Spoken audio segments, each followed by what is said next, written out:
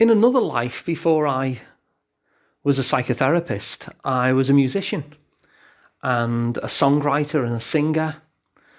And I met one of my kind of heroes, I suppose, in the kind of music genre that I liked.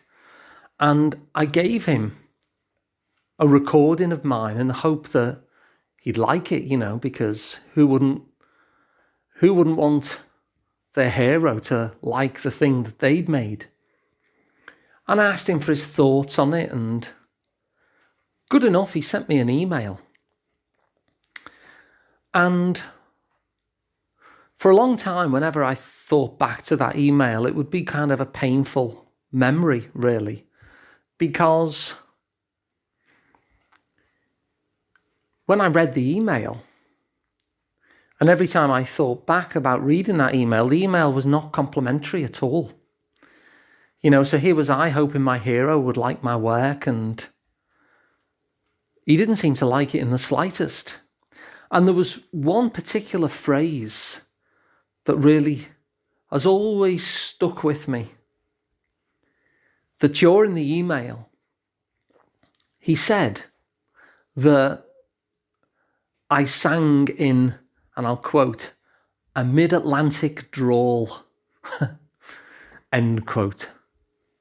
And this was always a crushing thing for me, when I heard it, when I kind of thought about receiving that feedback, something so harsh as that you're singing with a mid-Atlantic drawl, dripping in all that kind of contempt that comes with that remark, certainly within the genre that this person is in. And like I say, every time I think back to that email, it always caused me some distress. It wasn't a pleasant thing to think about, and it recreated a certain pain in me every time I went back to the memory of it. Every time I reenacted and relived that and gave myself a fresh experience of that through my imagination, going back to the memory in that way. And I would often tell this story to friends. I would say, I remember the time that I gave such and such a person some of my music and asked for his views, and you'll never guess what he said. He said I was singing in a mid-Atlantic drawl. And they would say, oh, you're joking. He really said that. He really said that. So anyway, this memory was, it was so alive in me that I would reimagine it quite a lot. And I would tell it to friends quite a lot, as I say. And I was telling this one friend, and I said, in fact, I'll tell you exactly what he said. I went into my email archives and I brought up the email from this person, and I read it for the first time since I'd initially read it. And I was absolutely shocked. And I'll tell you why I was shocked.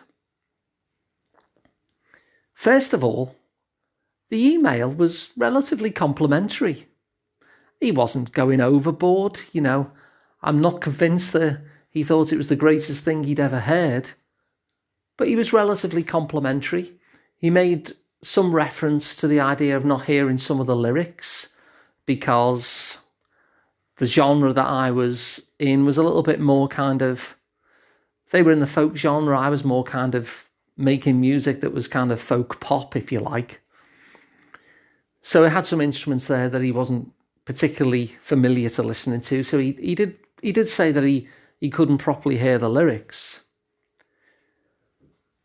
But the shocking thing wasn't just that he was relatively complimentary about it, It wasn't harsh as I remembered at all.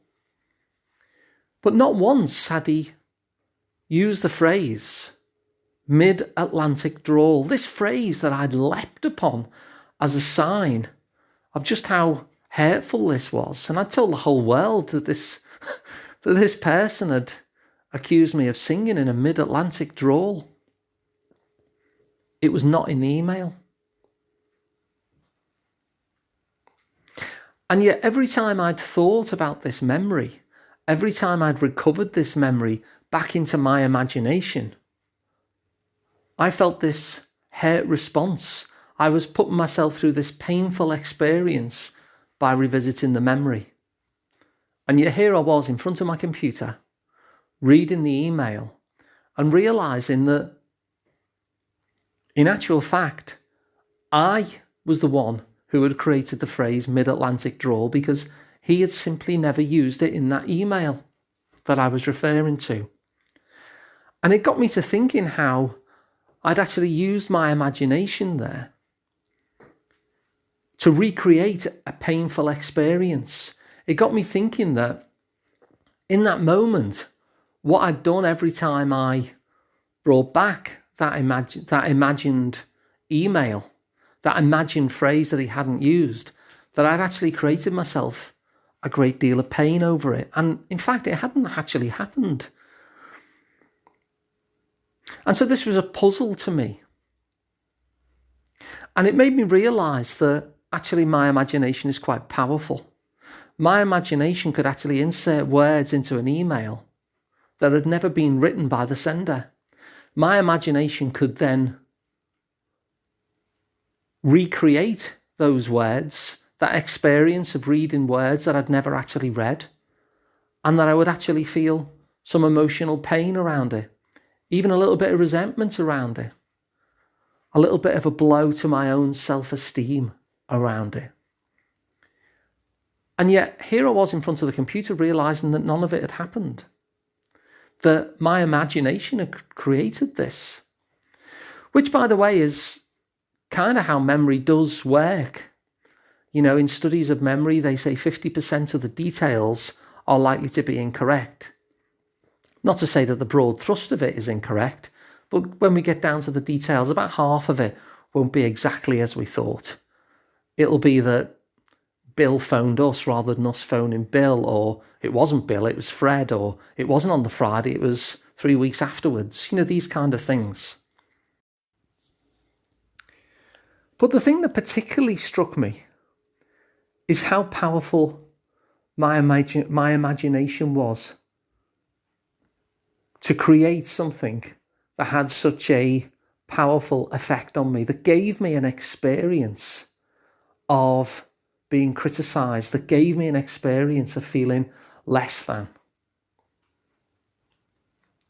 And so if my imagination is able to give me those experiences where I feel pain and where I have an experience of being less than and ridiculed and criticised, and all the feelings and responses that came with that because of this phrase mid-Atlantic drawl that my imagination had created, what would happen if we could use our imagination to imagine positive things, to imagine words that had never been said that lift us up, to give us an experience of getting what we need, getting what we most yearn for?